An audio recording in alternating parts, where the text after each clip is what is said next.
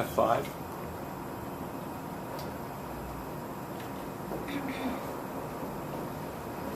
Hi, good morning. My name is Stephanie and I'm part of the Women's at Work.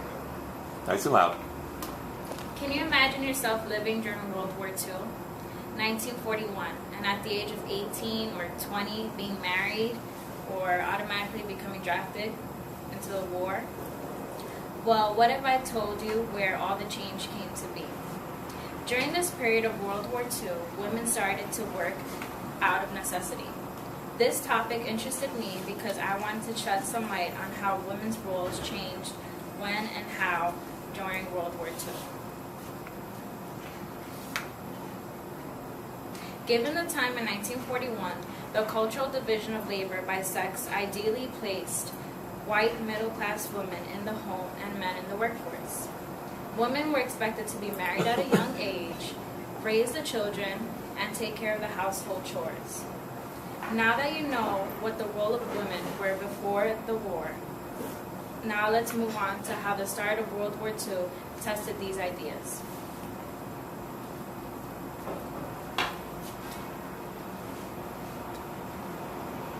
The government had to overcome these challenges that they now faced, with less men working in the factories to build supplies and more men on the battlefield. Who is there now to take over the factory work?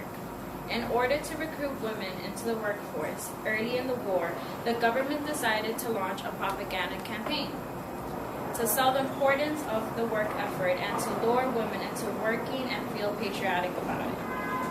They used posters like Rosie the Riveter, meet Rosie, like Rosie the Riveter, as you can see above.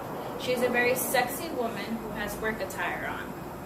This showed women that it was okay to work, but still keep their how do you say that word? Yeah, that word.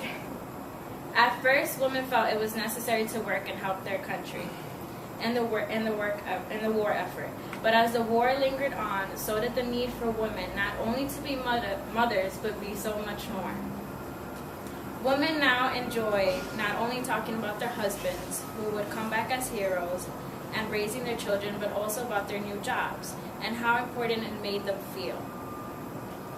They were now able to earn some money of their own and feel good about it. Therefore, the role taken by women in the workforce during World War II continued into the future.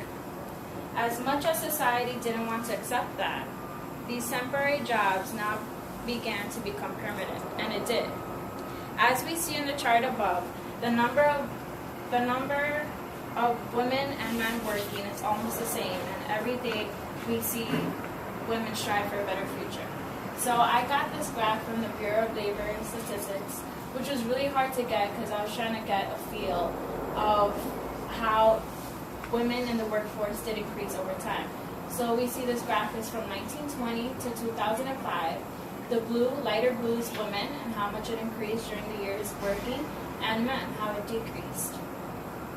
This graph is from the Bureau of Labor Statistics, shows the upward trend of women in the workforce from 1920 to 2005. Although women were under pressure after World War II to leave the workforce and go back to domestic life, the percentage of women continued to rise.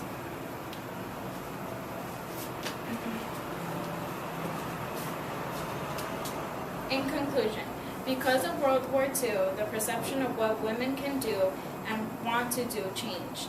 For example, I would like to become a successful FBI agent one day, and because of women who paved the road for me, I'm hopeful that one day I'll be able to do so too. Thank you.